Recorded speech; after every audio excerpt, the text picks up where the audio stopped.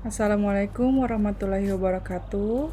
Perkenalkan, kami dari kelompok 1 dari mata kuliah Manajemen Strategik, di mana hari ini kami akan menjelaskan mengenai Customer Relationship Management Systems in the Healthcare Environment, di mana ini merupakan systematic literature review di tahun 2020 oleh Yahya Basara et al. Di mana saya perkenalkan dulu di sini, kami terdiri dari 7 orang.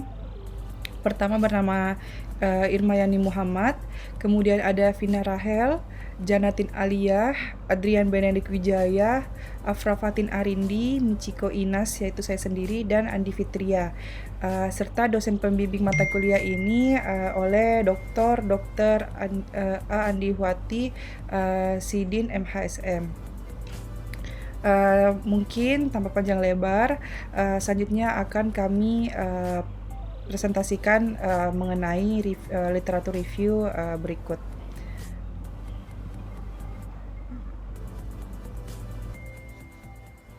Ya, terima kasih Dr. Michiko. Jadi selanjutnya kita akan melihat ke tahap awal apa sih yang dimaksud dengan Customer Relationship Management itu. Sebagai pendahuluan, sebenarnya Customer Relationship Management atau manajemen hubungan pelanggan adalah suatu teknologi inovatif yang berupaya untuk meningkatkan kepuasan, loyalitas, dan keuntungan pelanggan. Itu dengan cara memperoleh atau mengembangkan dan memelihara hubungan serta interaksi pelanggan yang efektif. Ini merupakan salah satu strategi bisnis yang memadukan antara proses manusia dan teknologi, di mana kita tahu bahwa saat ini teknologi sudah berkembang dengan sangat pesat dan itu dapat dimanfaatkan untuk membina hubungan baik antara pelanggan dengan penyedia layanan. Jadi ini sangat menarik dan dapat meningkatkan prospek penjualan. Menurut Benz dan Pedersen, customer relationship itu sebenarnya merupakan pendekatan khusus untuk melihat karakteristik pasien dan berkomunikasi dengan cara yang tepat demi membangun hubungan yang baik sehingga pasien tersebut memperoleh informasi yang tepat mengenai penyakitnya. Slide.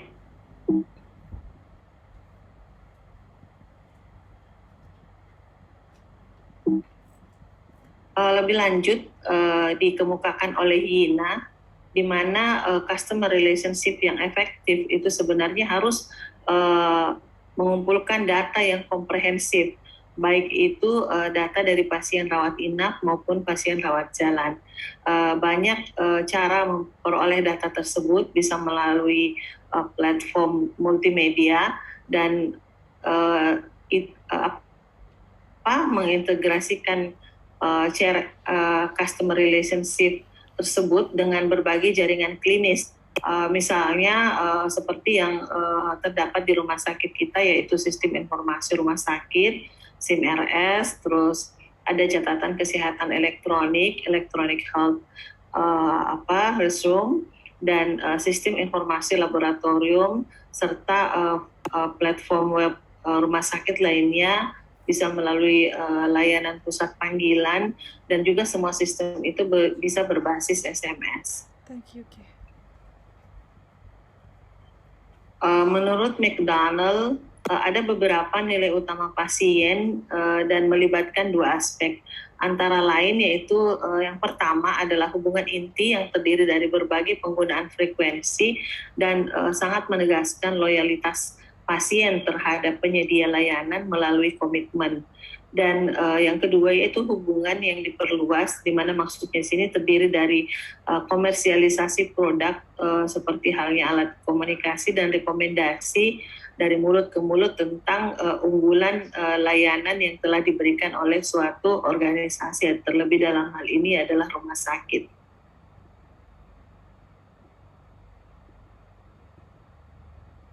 Ada beberapa penelitian lainnya antara lain Soltani dan Nafi Mipur yang melakukan tinjauan literatur dan mengeksplorasi 5 kategori umum teknik dari customer relationship dan kategori-kategorinya itu antara lain meneliti tentang manajemen pengetahuan, knowledge management, terus CRM, ada data mining, CRM sosial dan kualitas data, di mana studi ini berfokus pada perspektif IS.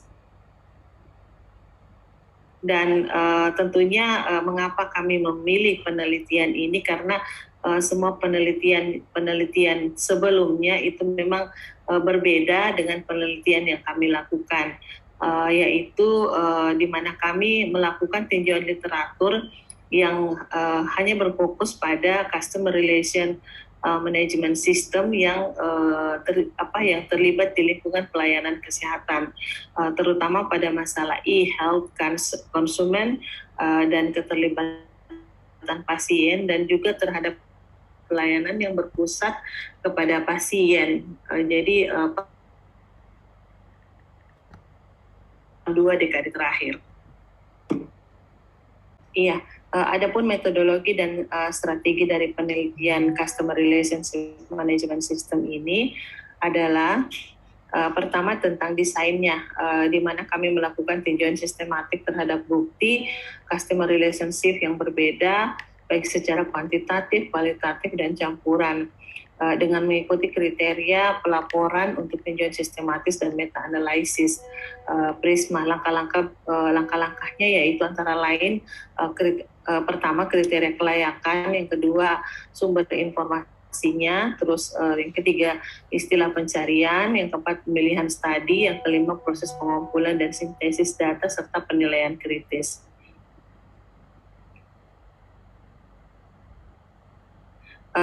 Berdasarkan kriteria kelayakan itu, yang pertama disajikan dalam bukti empiris dan konseptual, terus yang kedua relevan dengan customer relationship dalam pengaturan perawatan kesehatan. Tentunya itu dilakukan penelitian hanya di rumah sakit, klinik, dan pusat kesehatan. Makalah yang dilakukan itu harus di negara berkembang. Kenapa memilih di negara berkembang? Karena teknologi kesehatannya sangat memainkan peran penting dalam efektivitas perawatan dan pengobatan pasien. Namun satu kendala karena akses ke teknologi tersebut tetap menjadi tantangan besar bagi masyarakat dengan sumber daya yang terbatas. Yang keempat itu diterbitkan dari tahun 2000 sampai sekarang, dan yang kelima itu diterbitkan dalam jurnal peer review.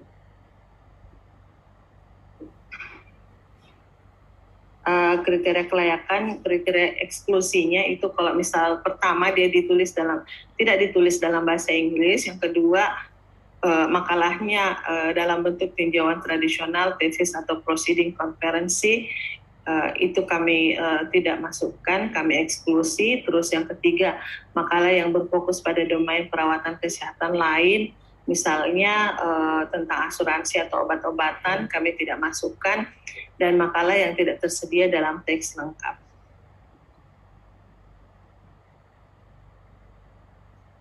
Ada beberapa sumber informasinya, antara lain prosedur metodis kami menggunakan berbagai strategi. Langkah pertama kami mencari database of abstracts of review of effects, DARE, dan Cochrane database of systematic review, untuk memverifikasi apakah ada tinjauan sistematis yang ada atau sedang berlangsung yang serupa dengan subjek kami. Terus yang kedua, melakukan pencarian yang terorganisir, sistematik dan komprehensif dari 6 database online, dan juga memeriksa 4 grup penerbit jurnal akademik, Emerald Insight, Wiley Online Library, Taylor and Francis Online, MSHG Digital Library, dan dua mesin pencari, PubMed dan Google Scholar.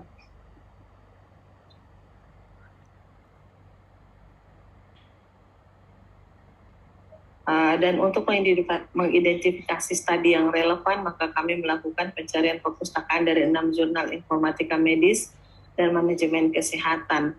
Ada beberapa jurnal di sini, dan kami juga menghubungi 2 ahli yang menemukan studi yang relevan dan studi yang tidak dipublikasikan. Dan akhirnya sumber informasi itu kami memeriksa juga daftar referensi dari semua studi yang memenuhi syarat dengan menggunakan Google Cendekia untuk menemukan studi tambahan yang tersembunyi. Iya, kita lanjutkan untuk presentasi. Di sini kita lanjut di istilah pencarian. Ada 3 di sini. Yang pertama yaitu memperoleh serangkaian kata kunci dan istilah dari studi yang diperoleh. Lalu dicocokkan dengan tujuannya dan pertanyaan dari penelitian kami. Yang kedua, kami menetapkan karakteristik dan sinonim alternatif. Kata kunci yang ditentukan diuji dan di database yang berbeda. Lalu yang ketiga, kami mengoptimalkannya. Nah, di sini ada tabel, ada kategori dan kata kunci. Yang pertama itu manajemen hubungan pelanggan. Di situ ada CRM, CRM sistem, dan CRM teknologi. Lalu ada manajemen hubungan pasien, ada PRM, PRM sistem, dan PRM teknologi. Dan lingkungan perawatan kesehatan untuk kata kuncinya sendiri itu ada industri kesehatan, sektor kesehatan, rumah sakit, penyedia layanan kesehatan, pusat medis, dan pelayanan medis. Untuk kategori negara berkembang, kata kuncinya yaitu negara berkembang.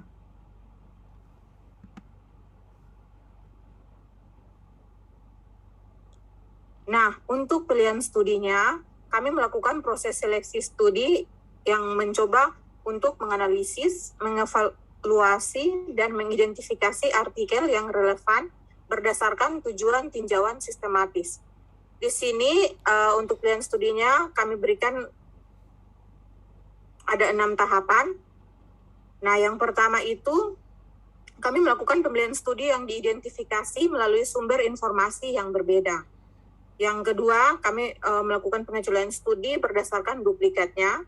Dan yang ketiga, kami melakukan pengecualian studi berdasarkan abstrak judul dan penyaringan kata kunci terhadap kriteria dan kriteria kelayakannya. Nah, yang berikut tahap keempat, kami melakukan pertemuan konsensus. Dan yang kelima, kami melakukan pengecualian studi berdasarkan teks lengkapnya. Dan yang terakhir, kami melakukan pertemuan konsensus lagi.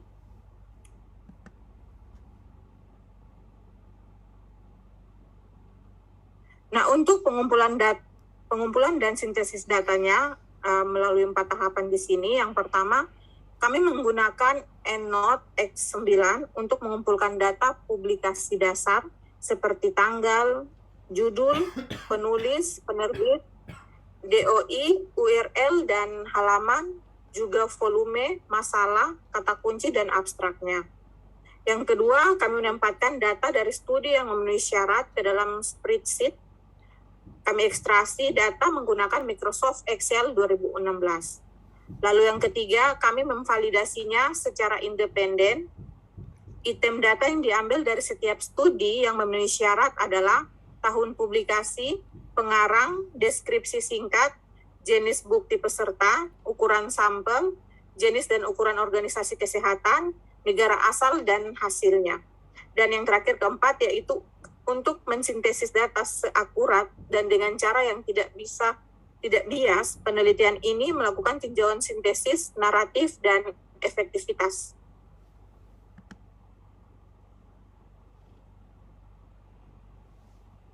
Nah, untuk penilaian kritisnya, di sini kami memusatkan perhatian utama kami untuk mendapatkan pengetahuan dan bukti yang cukup tentang sifat CRM di lingkungan perawatan kesehatan.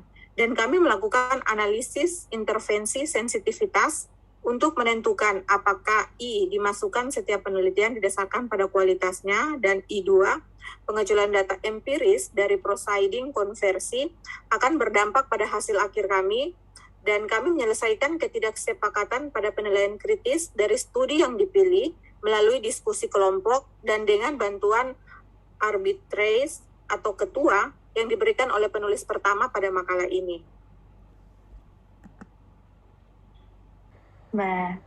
Saya mulai, Midi. Baik, saya lanjutkan presentasinya terkait hasil dari systematic review.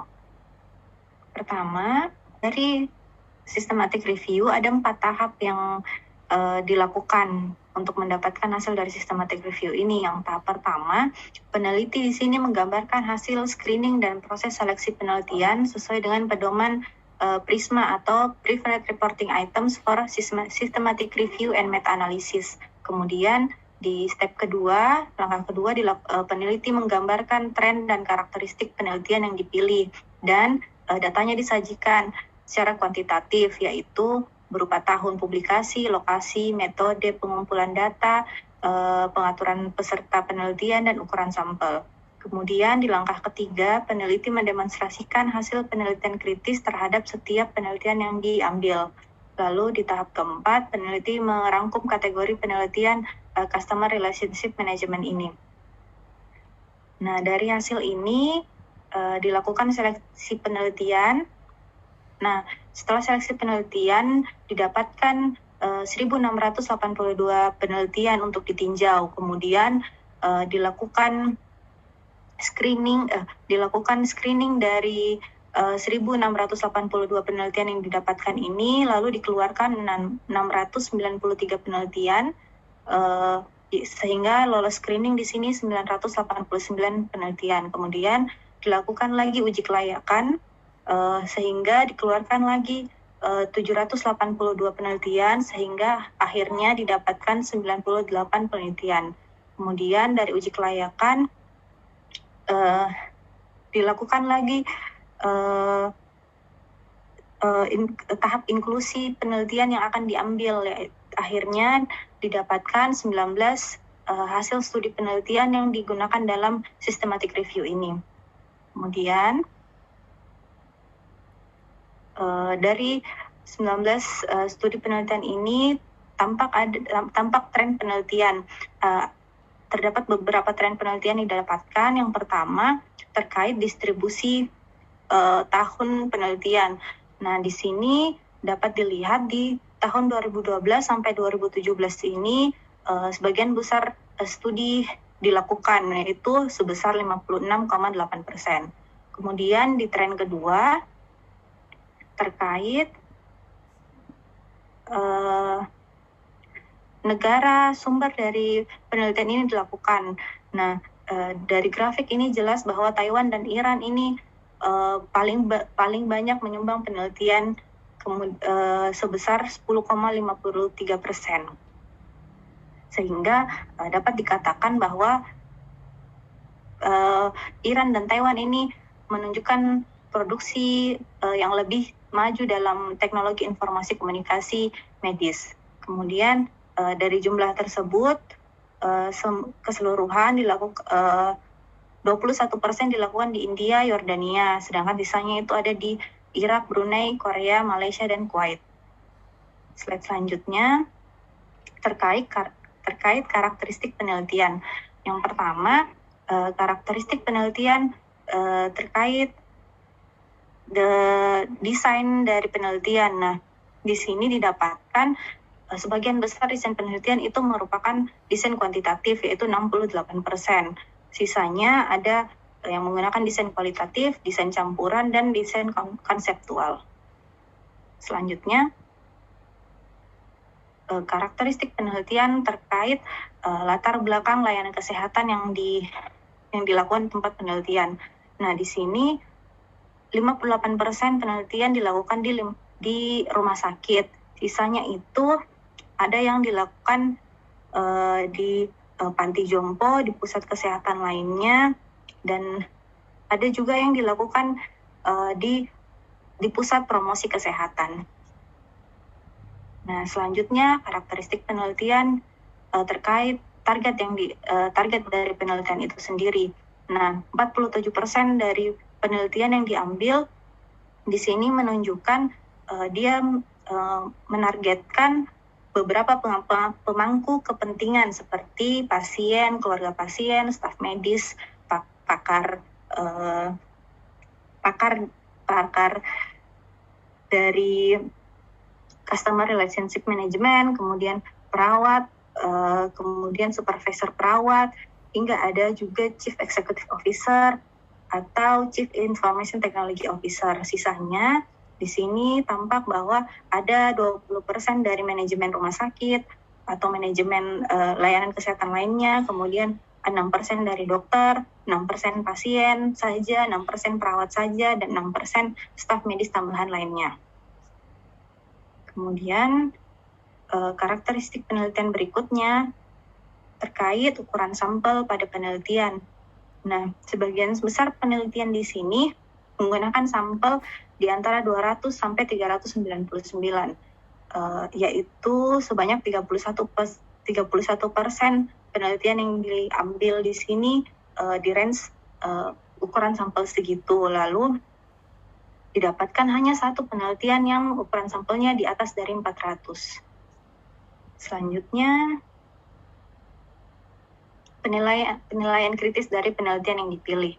Nah, di sini penilaian kritis peneliti di sini menemukan bahwa ada 4 kelemahan utama dari penelitian yang diambil di sini. Yang pertama, metode dan data penelitian. Yang kedua, pengambilan sampel. Yang ketiga, etika dan bias. Dan yang keempat, implikasi dan kegunaan.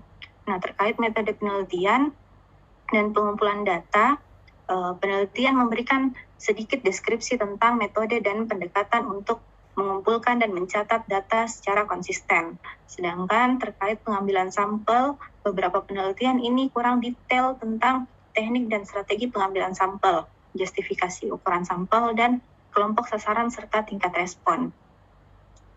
Dan terkait etika dan risiko bias tidak dilaporkan secara jelas di sini dalam 74% penelitian. Sedangkan peneliti di sini menilai implikasi dan kegunaan dari penelitian yang dipilih sebagai buruk dan tidak dilaporkan dengan 47% dari total penelitian. Nah, di sini penilaian kritis dari penelitian yang dipilih dari tabel tampak bahwa ada 9 kriteria asesmen yang digunakan oleh peneliti.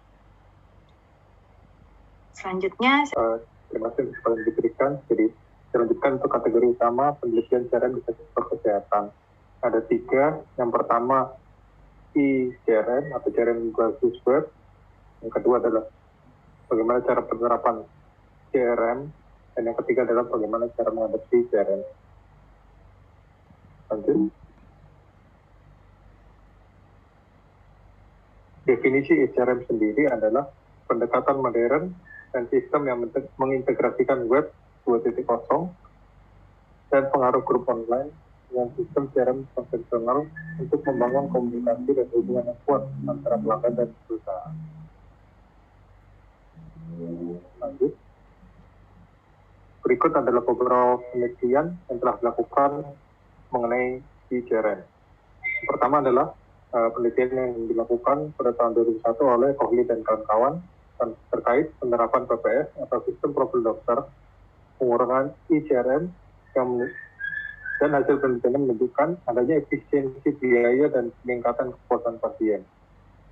Penulis juga mengusulkan untuk pengembangan layanan dan hasil studi menunjukkan bahwa lebih dari 80% kelompok sasaran lebih suka melihat promosi kesehatan, membuat janji temu dan pembayaran secara online. Lanjut.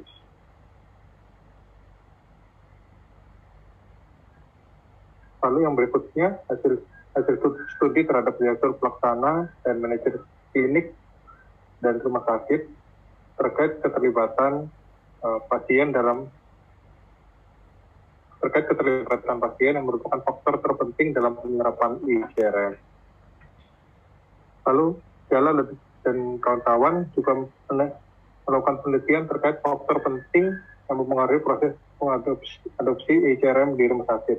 Dan faktor penting ini antara lain adalah faktor teknologi, yaitu terkait kompleksitas sarana yang akan digunakan, lalu faktor organisasi, yaitu dukungan manajemen, mulai dari pemimpin sampai jajaran terbawah, lalu dari faktor lingkungan, yaitu adanya regulasi atau peraturan-peraturan yang mendukung atau tidak, dan juga tekanan dari eksternal, yaitu pengaruh-pengaruh dari luar terkait dengan pengadopsi penerapan dari e-CRM.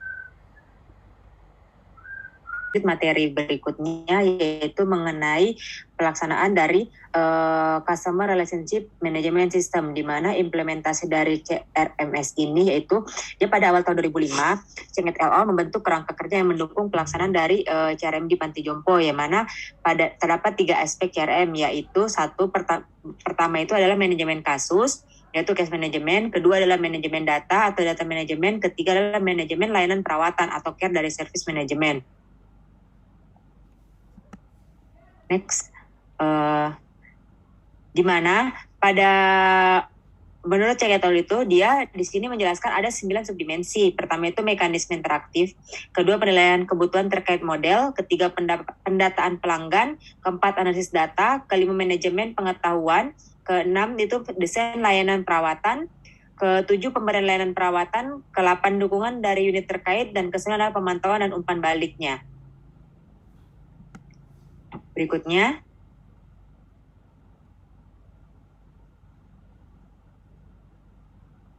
di sini penentuan dari kerangka kerja menunjukkan bahwa penerapan CRM ini dia membutuhkan pertama, kepemimpinan dukungan dari manajer teratas yang diikuti oleh budaya yang melibatkan partisipasi semua anggota untuk menerapkan aspeknya. Ketiga itu sistem dari CRM itu yaitu berupa case management, data management, dan juga care service management dalam 9 subdimensi yang tadi. Studi ini juga menemukan bahwa sebagian besar dari Panti Jompo di sini belum menerapkan CRM, dan penerapan komputerisasi membutuhkan upaya yang lebih besar untuk penerapan CRM ini. Berikutnya.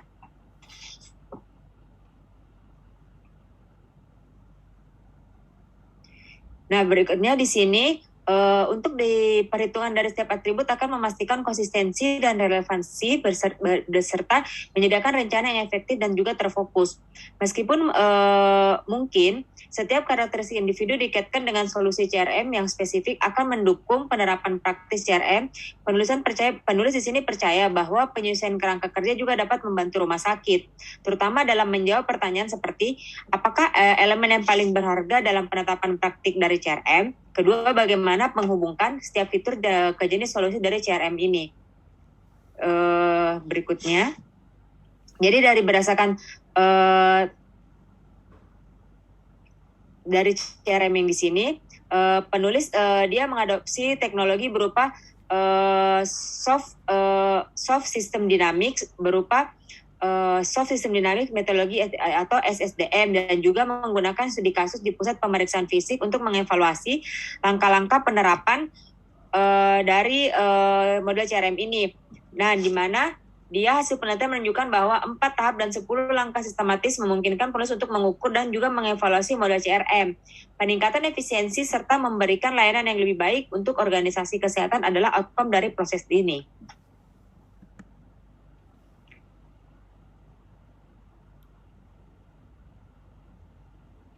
Di mana tadi penulis Monem et al. Menyelidiki faktor utama untuk mewujudkan sistem CRM dan mengusulkan model berdasarkan 3 atribut, yaitu pertama, organisasi itu sendiri atau faktor sumber daya, manajemen dan juga karyawan.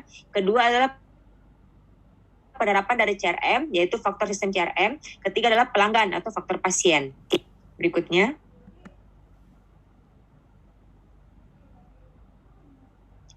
Penulis di sini merekomendasikan dia berupa informasi sistem, yaitu success model untuk menilai implementasi dari CRM, di mana hasil penelitiannya menunjukkan bahwa model CRM dapat dilakukan. Yang kedua, atribut sistem yaitu berupa kualitas informasi dan SP yang memiliki pengaruh dan hubungan signifikan dengan kegunaan yang dirasakan dan juga kepuasan ke pengguna. Ketiga adalah kegunaan yang dirasakan dan kepuasan pengguna memiliki dampak signifikan terhadap kinerja pribadi serta efek tidak langsung pada kinerja organisasi.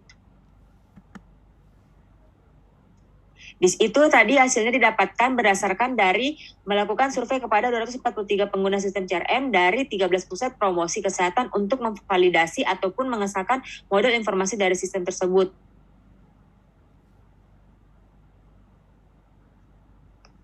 Nah, berikutnya di sini berupa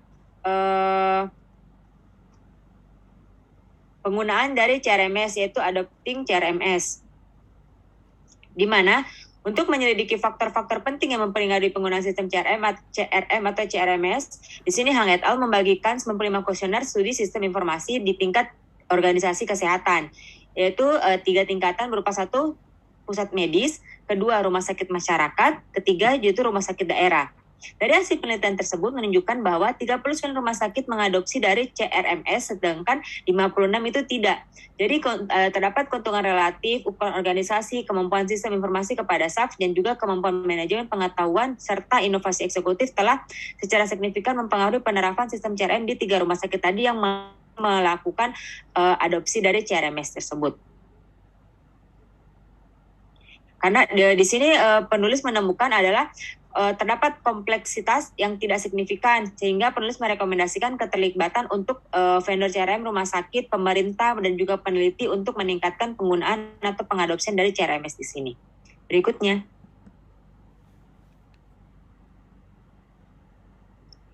Jadi di sini dalam penggunaan CRMS untuk menguji pengaruh dan hubungan faktor berupa pengaruh eksternal, teknologi dan organisasi pada adopsi sistem CRM, Al-Ghazali dan Hasan membagikan 103 kuesioner di 18 rumah sakit berbeda, yaitu 15 rumah sakit swasta dan 3 yang dan juga umum, di mana studi ini menemukan bahwa sebagian besar rumah sakit hanya menggunakan CRM berbasis web. Selanjutnya, hasil menunjukkan bahwa organisasi dan teknologi secara signifikan mengaruhi adopsi dari CRM ini. Berikutnya.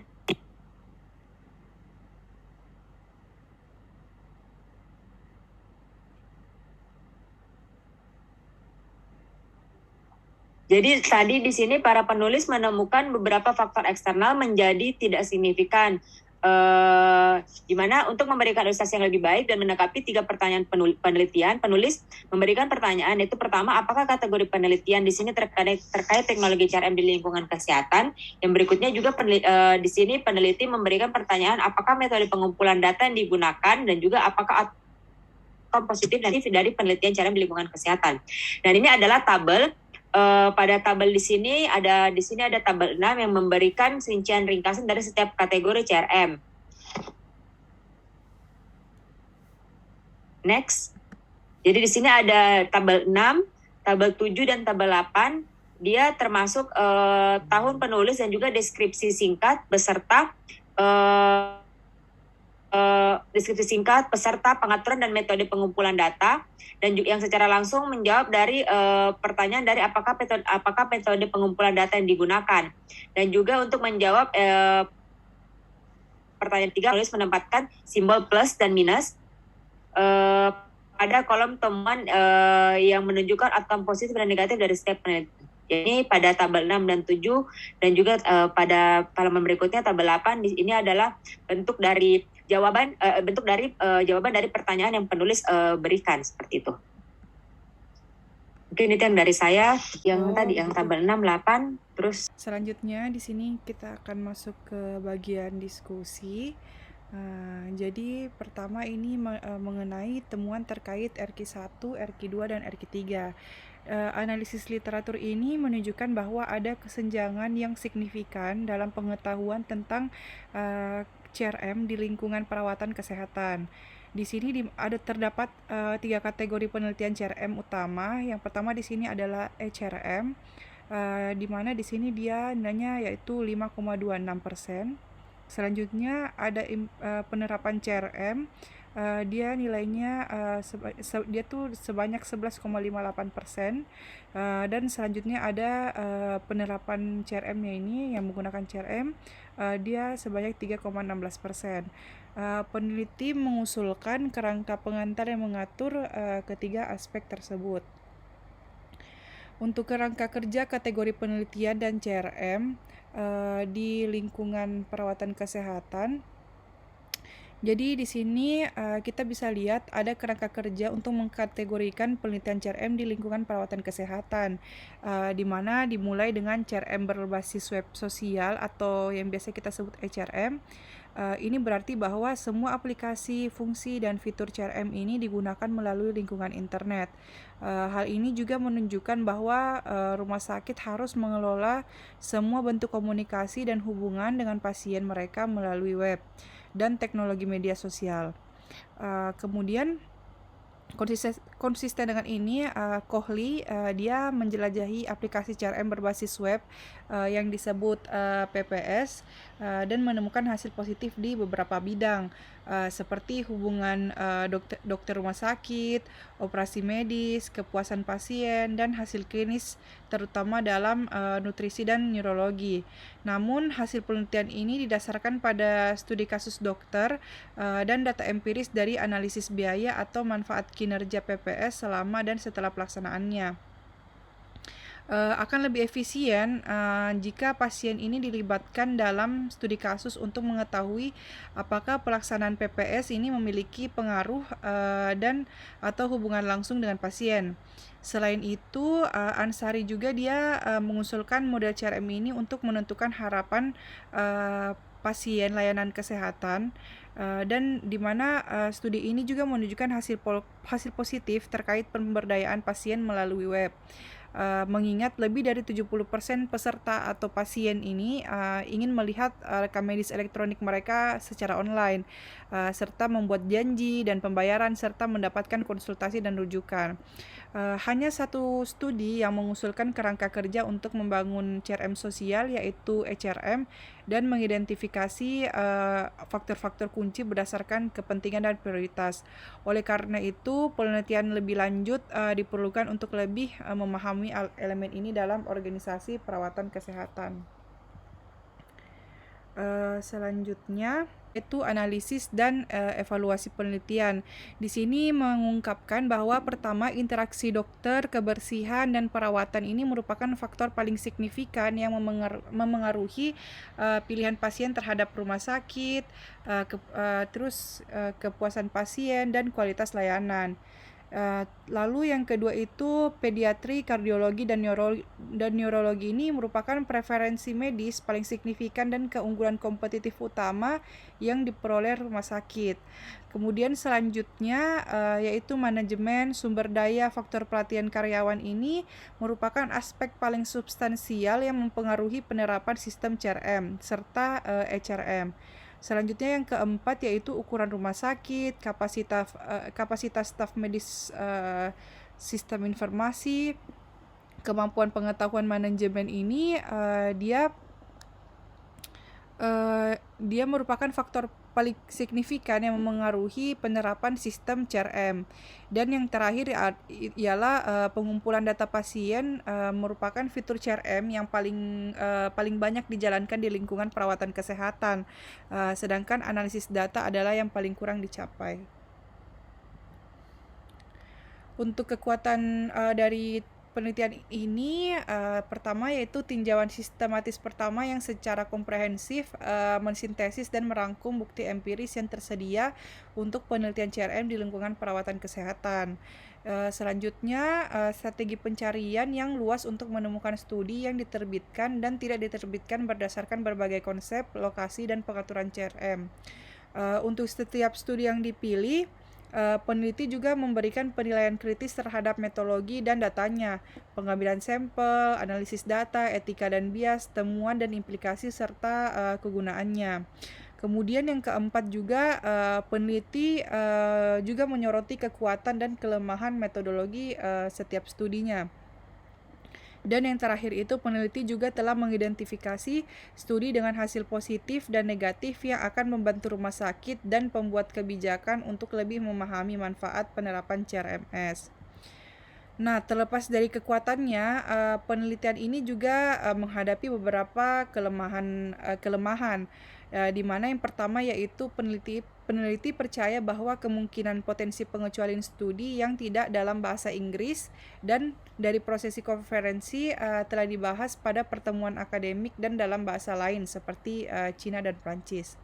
Kemudian yang kedua, penilaian kritis. Peneliti menunjukkan kualitas studi yang dipilih bervariasi dari cukup hingga buruk. Namun analisis sensitivitas peneliti tidak menunjukkan bahwa mengecualikan prosesi konferensi dan memasukkan studi berkualitas buruk memengaruhi hasil peneliti. Selanjutnya yang ketiga yaitu tinjauan peneliti mungkin memiliki bias publikasi karena Penelitian dengan hasil positif ini lebih sering dipublikasikan daripada penelitian negatif. Namun, studi yang peneliti temukan yang memiliki hasil positif memiliki beberapa kelemahan dalam hal metodologi, pengambilan sampel, dan analisis data.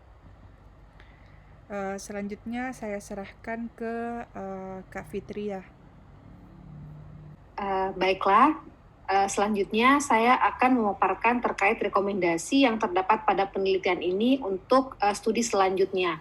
Yang pertama, berdasarkan penelitian ini, untuk melakukan penelitian terkait customer relationship management di bidang pelayanan kesehatan, peneliti menyarankan dapat menggunakan kerangka kerja atau framework dari PICO, Population, Intervention, Comparison, and Outcome. Kerangka PICO ini banyak digunakan dalam informatika medis atau kesehatan dan penelitian kesehatan untuk membantu menyatakan kerangka acuan, menentukan ruang lingkup, mengelola pertanyaan-pertanyaan terkait penelitian, strategi pencarian, dan kriteria kelayakan.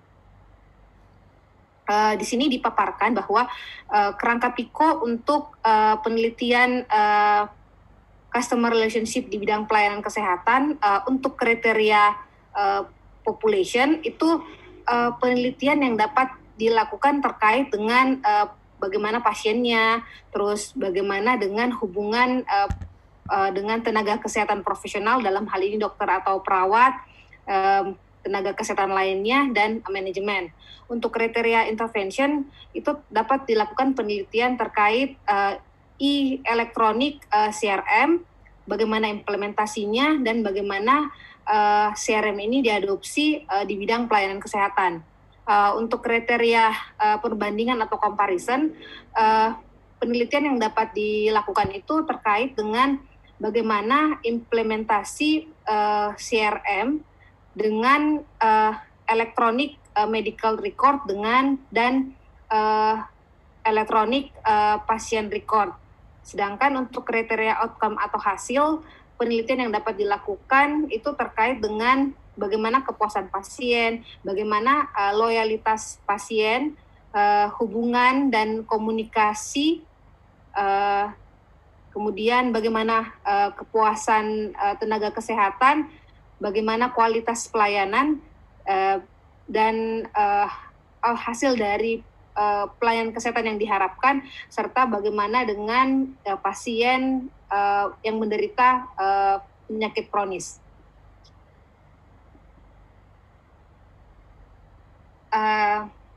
Yang kedua, peneliti juga menyarankan bahwa penelitian di masa depan itu sebaiknya lebih berfokus pada informasi publik dan informasi terkait dengan kesehatan pribadi pasien atau pasien personal and health information. Itu persepsi-persepsi seperti apa terkait dengan keamanannya. Isu-isu ini sebenarnya itu sangat mempengaruhi dari implementasi dan adopsi CRM di lingkungan kesehatan.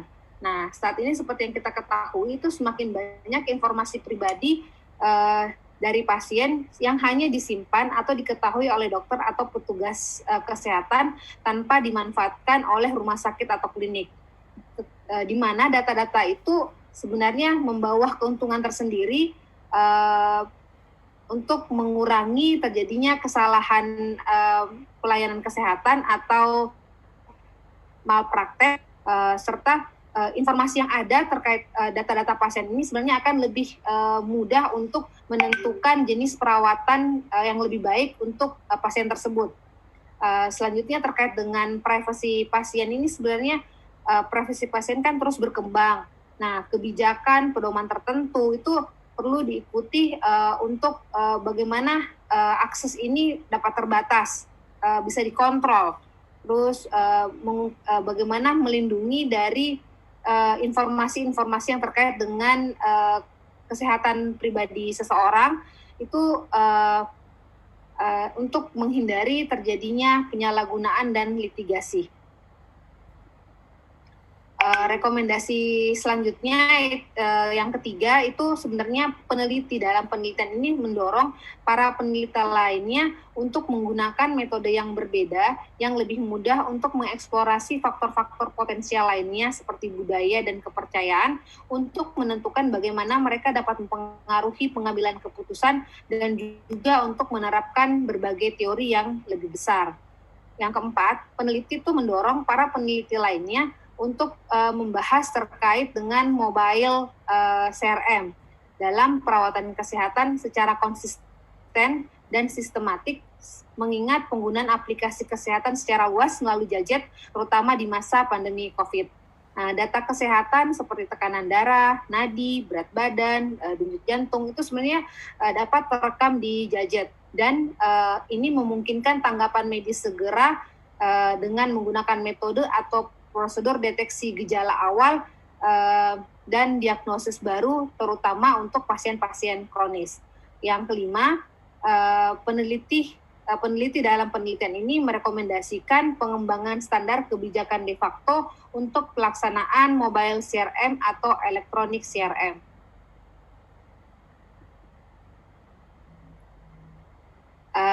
Kesimpulannya yang terdapat dari penelitian ini, yang pertama, penelitian ini dia bertujuan untuk meninjau, mengkategorikan, meringkas, mensintesis, dan menilai penelitian CRM di lingkungan perawatan kesehatan. Yang kedua, systematic literature review yang terdapat pada penelitian ini dilakukan mengikuti kriteria item pelaporan yang sesuai untuk tinjauan sistematis dan meta-analisis berdasarkan PRISMA.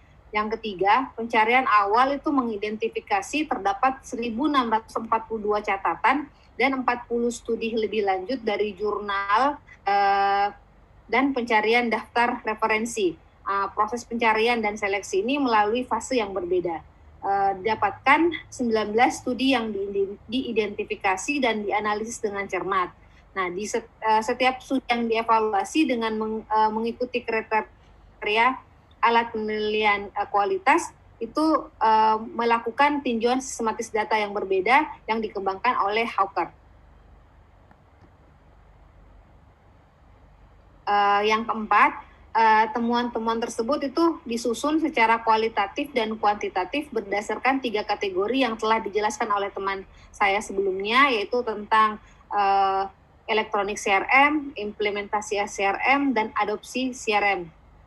Studi yang dipilih ini yang terdapat pada penelitian ini yang diterbitkan antara tahun 2000 sampai dengan tahun 2020.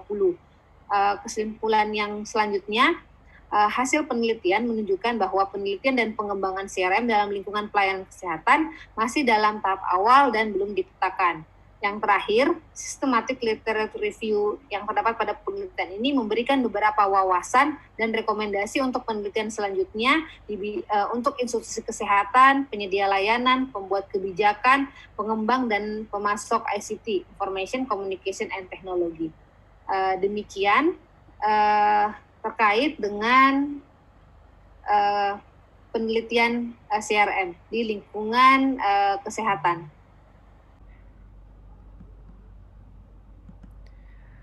Mungkin itu saja yang bisa kelompok kami berikan dan jelaskan mengenai Customer Relationship Management System in the Healthcare Environment. Semoga semua para penonton bisa lebih mengerti mengenai hal ini. Mungkin itu saja. Wabillahi taufiq wal hidayah. Wassalamualaikum warahmatullahi wabarakatuh.